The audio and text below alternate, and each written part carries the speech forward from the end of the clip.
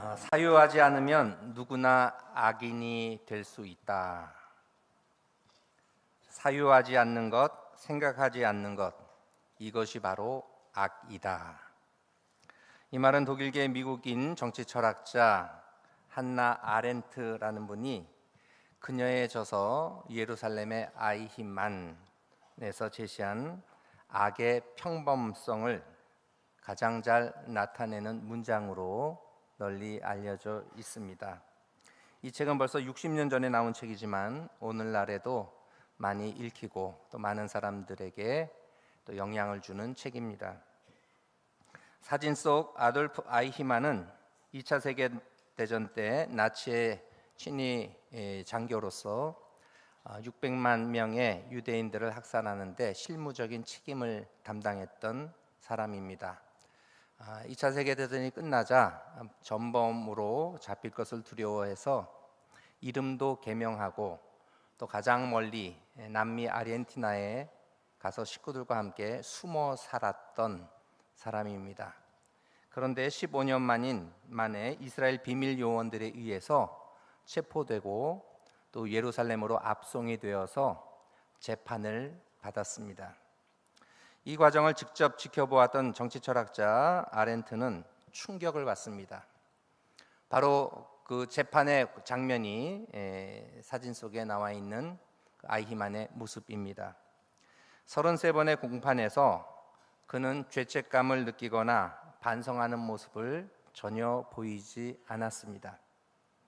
끔찍한 범죄를 저지르고도 스스로 생각하지 않고 또 국가의 명령과 규율을 기계적으로만 따르는 그러한 자기는 나라가 시키는 일을 했다라는 변명 아닌 변명만 반복했습니다. 악은 특별한 악마가 아니라 타인의 고통을 공감하지 못하고 또 옳고 그름을 판단하기를 중지한 무사유에서 비롯된다고 이 책은 강조합니다. 생각 없음이 죄라는 것을 지적합니다.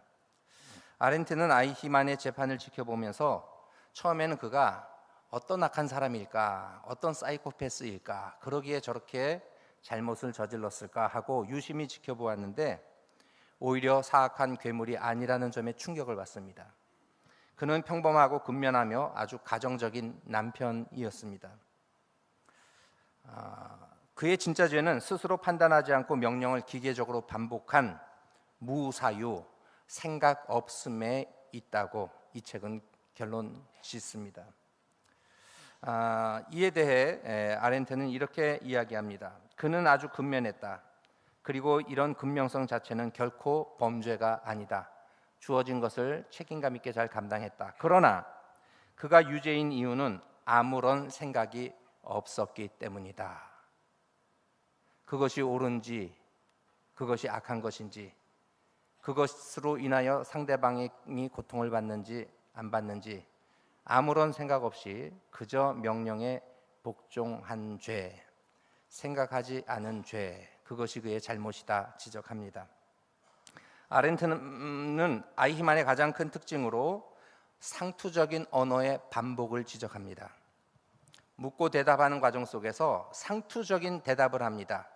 자기의 입장이나 자기의 생각을 이야기하는 것이 아니라 나라나 국가가 명령했다고 하는 그 나치의 프로파간다만을 반복적으로 아무런 의미 없이 대답할 뿐이었습니다. 타인의 관점이 부재합니다. 내가 행하는 일이 상대방에게 어떤 고통을 주는지를 전혀 생각을 못하였습니다. 그리고 그는 말하기에 불능이 있었습니다. 자신만의 언어가 없고 다만 조직이 요구했던 선전 문구나 관용구만을 끊임없이 반복하며 대답했습니다. 적어도 내가 어떻게 느끼는지 이러한 잘못이나 이러한 행동에 대해서 내가 느끼는 바가 무엇인지 생각하는 바가 무엇인지를 일절 얘기하지 않고 그냥 조직이 요구했던 것, 자신이 받아들였던 그 명령만을 끊임없이 반복하였습니다. 이 과정에서 오늘날 우리 조직사회 속에서 혹은 공동체 속에서도 우리에게 교훈하는 바가 큽니다. 일상 속에서 우리도 누구나 평범한 악인이 될 수 있습니다. 회사에서 부당한 지시임을 알고도 회사가 시키니까 나는 그냥 할 뿐이야 라고 잘못된 관행에 동참하는 것, 책임을 회피하는 태도, 마찬가지로 이에 해당이 됩니다. 아렌트는 악에 빠지지 않기 위해서는 끊임없이 회의하고 또한 질문하고 스스로를 돌아볼 줄 아는 그러한 생각하는 것, 이것이 인간의 의무임을 강조합니다. 여러분, 우리 신앙인들도 마찬가지입니다. 삶의 자리에서 나 중심적으로 생각하고 상대방이 어떻게 느끼고 상대방이 어떻게 괴로워할지를 전혀 생각하지 못하는 것, 그건 죄입니다. 악입니다. 하나님의 관점에서 적어도 우리는 생각할 수 있어야 합니다. 적어도 우리가 그리스도인이라면 예수님은 어떻게 하셔야 됐을까? 또 내가 예수님을 믿는 사람이라면 이때 어떻게 사고하고 행동하고 말해야 하는가 돌아볼 수 있어야 합니다. 로마서 12장 2절 말씀 함께 봉독하겠습니다. 너희는 이 세대를 본받지 말고 오직 마음을 새롭게 함으로 변화를 받아 하나님의 선하시고 기뻐하시고 온전하신 뜻이 무엇인지 분별하도록 하라. 아멘. 사람들이 다 하기 때문에 한다는 게 아니죠. 정말 하나님이 원하시는 온전하신 뜻이, 기뻐하시는 뜻이 무엇일까? 매 순간 묻고 그에 응답하는 것, 이것이 우리 그리스도인들의 삶이어야 합니다. 오늘 설교 본문인 에베소서 4장 말씀도 동일한 내용을 담고 있습니다. 13절에 보시면 우리가 다 하나님의 아들을 믿는 것과 아는 일에 하나가 되어 온전한 사람을 이루어 그리스도의 장성한 분량이 충만한 데까지 이르리니. 우리가 계속 자라가야 합니다. 온전한 사람으로 하나님을 믿고 하나님을 아는 일에 하나가 되어 그리스도의 장성한 분량에 충만한 데까지 이르러야 합니다. 암과 삶은 같이 갑니다. 그래서 우리가 부지런히 알아야 되고 공부해야 되고 생각해야 되고 그리고 기도해야 합니다. 왜 계속 성장해야 하는가? 그 까닭이 이어지는 14절 말씀에 나오는데요. 우리 같이 읽어보겠습니다. 이는 우리가 이제부터 어린아이가 되지 아니하며 사람의 속임수와 간사한 유혹에 빠져 온갖 교훈의 풍조에 밀려 요동하지 않게 하려 함이라. 아멘. 여러분, 삶의 자리 속에서 사람들의 속임수가 있습니다. 간사한 유혹이 우리를 공격합니다. 온갖 교훈의 풍조에 밀려 흔들릴 수 있는 세상에 우리가 살고 있기 때문입니다. 계속해서 자라가야 되고 계속해서 묻고 하나님이 원하시는 것이 무엇일까 생각하며 우리의 소중한 인생을 하루하루 살아가야 하겠습니다. 그럴 때 우리가 제2의 아이히만이 되지 않을 것입니다. 생각 없이 말씀 없이 그저 살아가다 보면 우리도 어느 순간 악의 중심에 놓일 수 있는 위험성이 충분히 있습니다.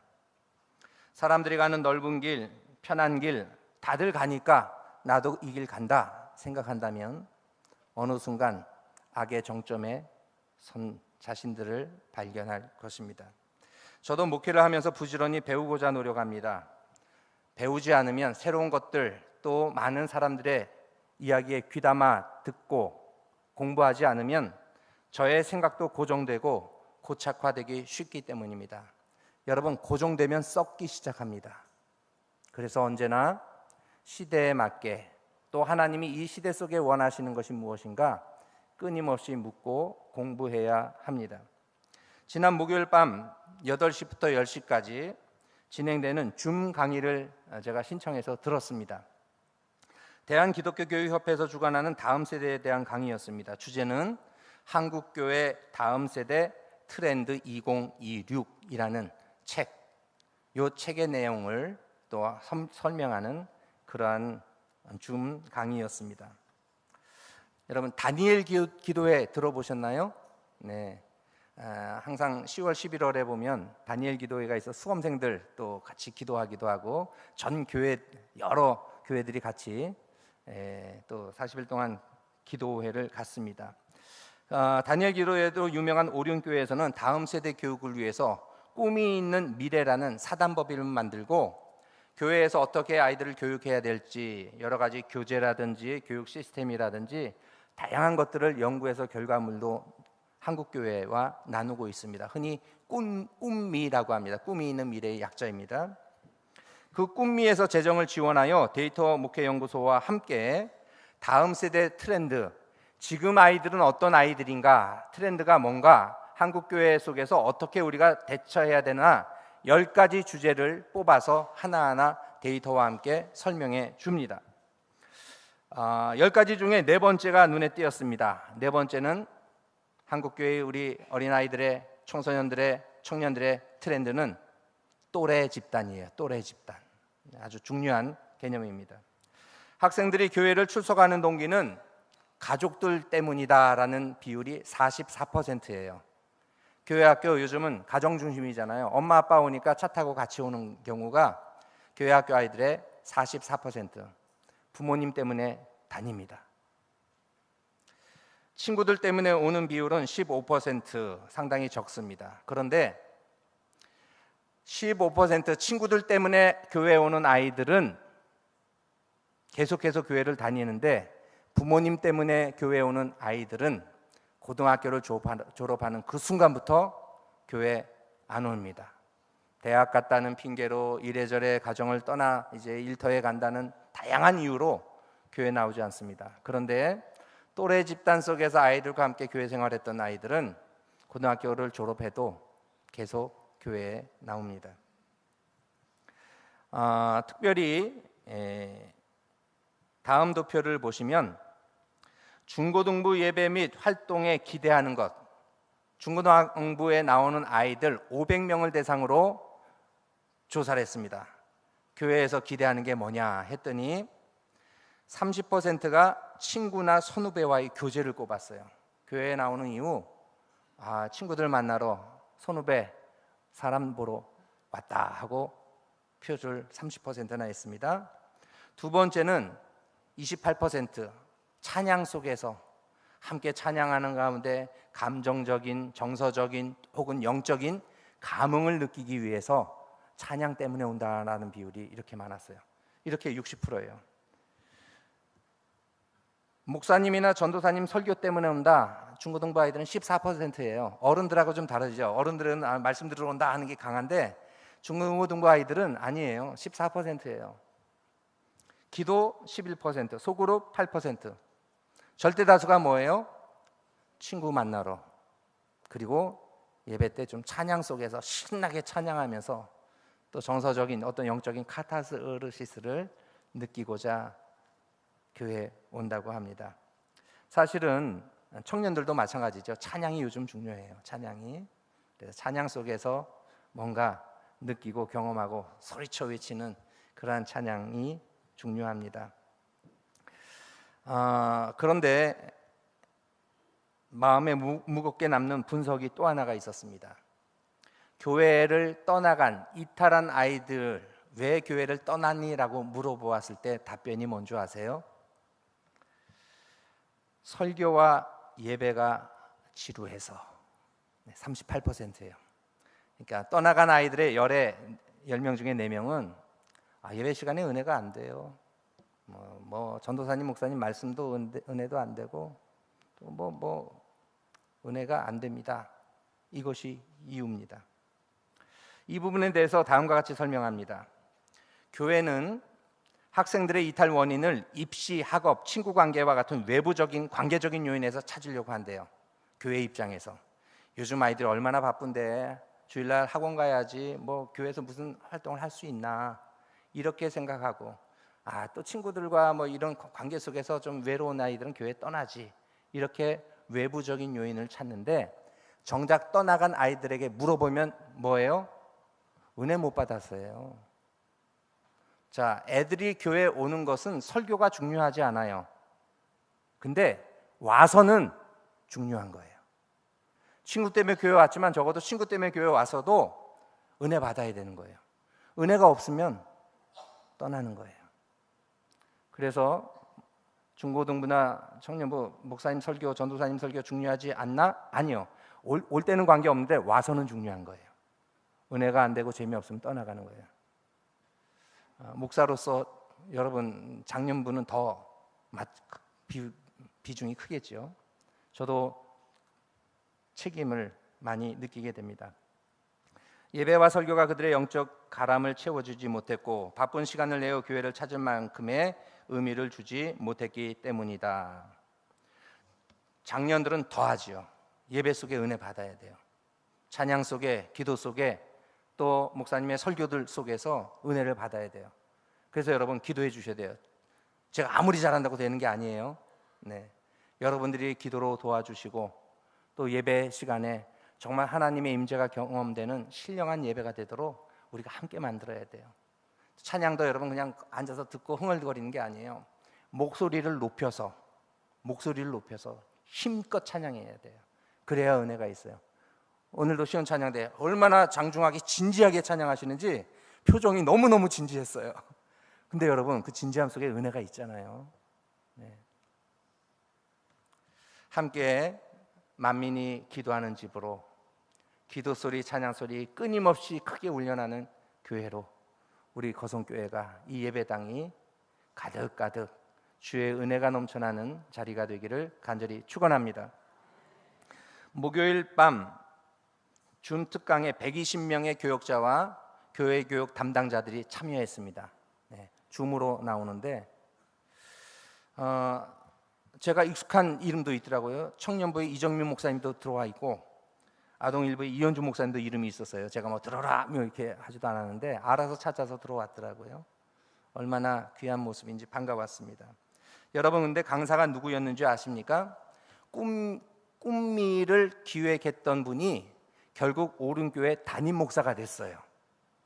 근데 그분이 오륜교회가 꿈미에서 재정을 지원해서 이 연구 결과를 수주해서 책을 냈는데 바로 그 담임 목사님 주경훈 목사님이 2시간 동안 이 강의, 이 책 내용을 설명한 겁니다. 주경훈 목사님은 저보다 나이가 7살이나 적습니다. 제가 예전에는 저보다 젊으면 안 쳐다봤어요. 나보다 경험도 미천하고 뭐 얼마나 알까 자존심도 있어가지고 제가 안 봤는데 요즘은 봐요. 왜? 배우는 게 많아요. 요즘은 여러분 젊은 사람한테 배워야 돼요. 저 사람 젊은데 나보다 못 배웠는데 절대 그렇지 않습니다. 요즘은 젊은 목사님들 통해서 저도 많이 배웁니다. 최근에 유목민이라는 유튜브를 종종 봅니다. 여러 가지 주목할 만한 교회를 탐방하고 그 교회를 소개하는 그러한 유튜브 방송입니다. 최근에는 서울 청암교회를 방문하고 그 교회 목사님이 이정현 목사님을 인터뷰한 내용이 담겨져 있습니다. 서울 청암교회는 우리보다 1살 어려요. 저희는 79년 됐는데 거긴 78년 된 교회입니다. 그렇게 크지도 않고 그냥 그러저러한 전통적인 옛날 교회였어요. 그런데 이 목사님을 모시고 청년부가 10여 명에서 150명으로 늘어나고 젊은 사람들이 늘어나면서 교회가 큰 활력과 부흥을 누리고 있습니다. 주목받는 교회가 됐어요.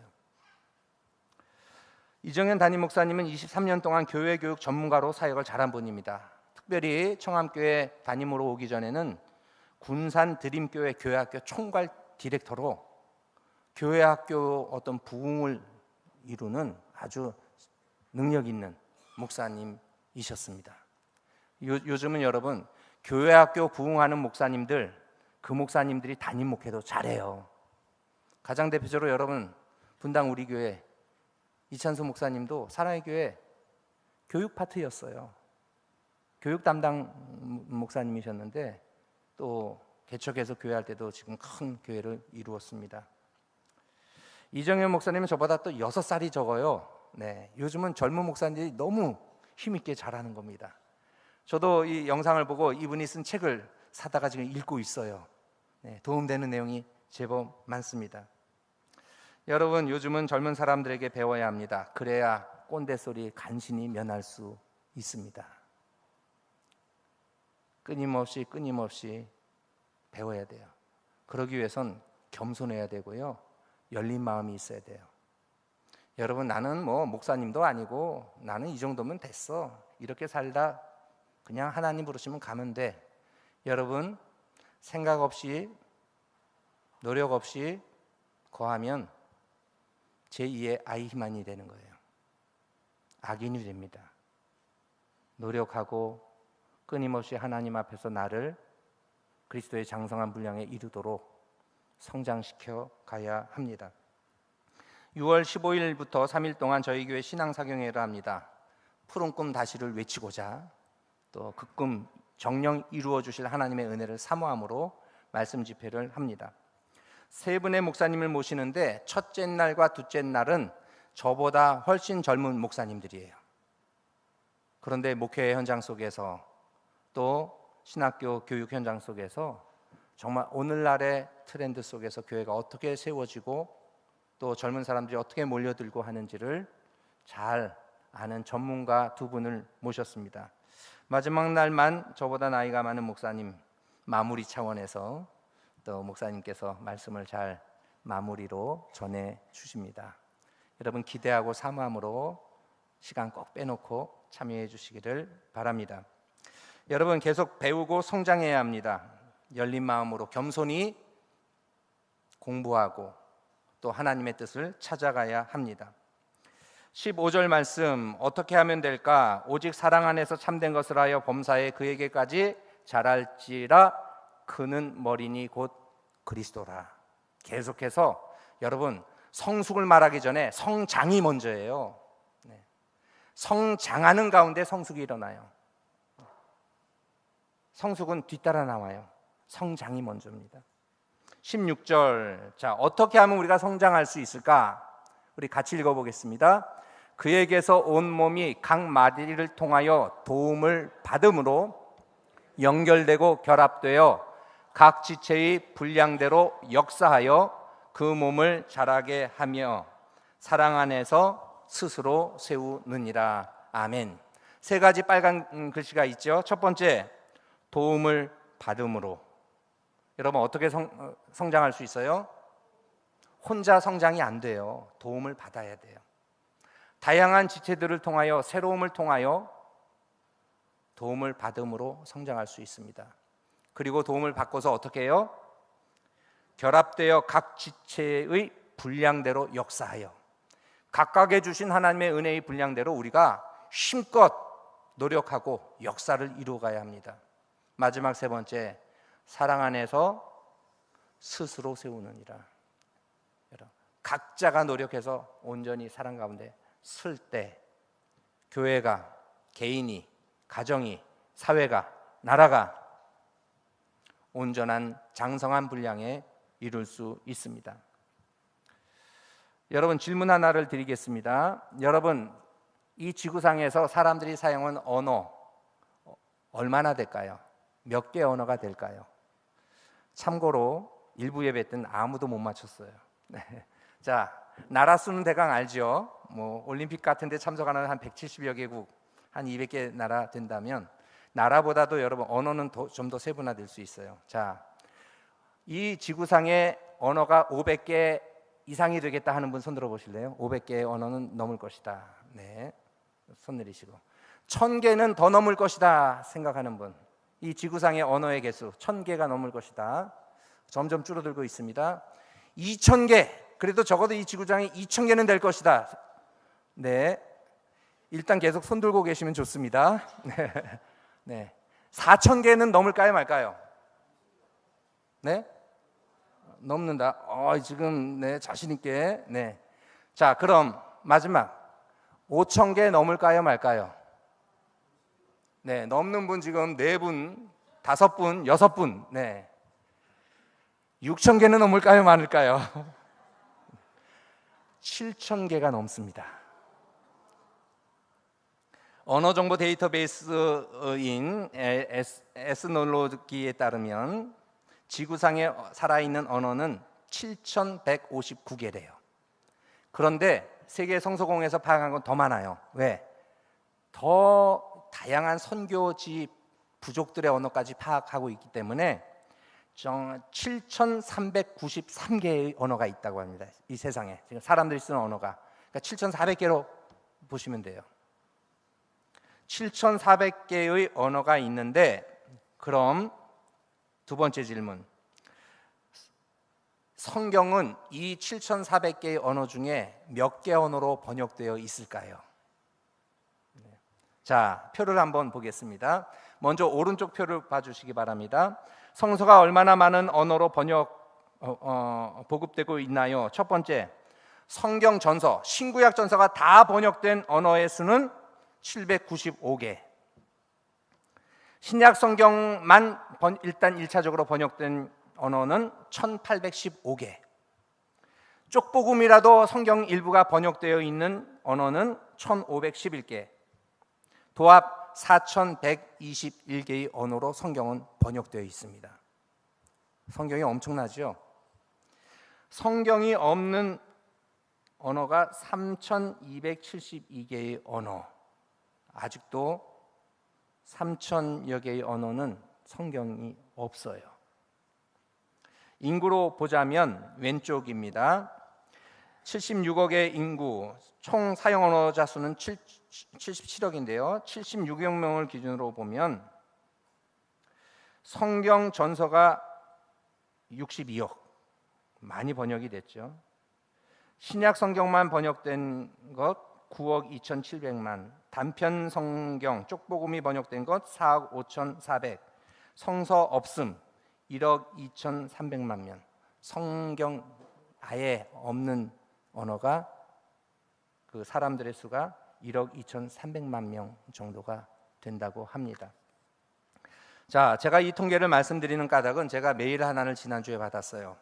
대한성서공회에서 성서 복음이 어떻게 진행되고 있는지 보고하는 메일이었는데, 거기에 작년 세계 성서 번역 현황 보고서가 나오는데, 작년 한 해 동안에 5억 6천만 명이 사용하는 100개의 언어로 성경이 번역이 되었대요.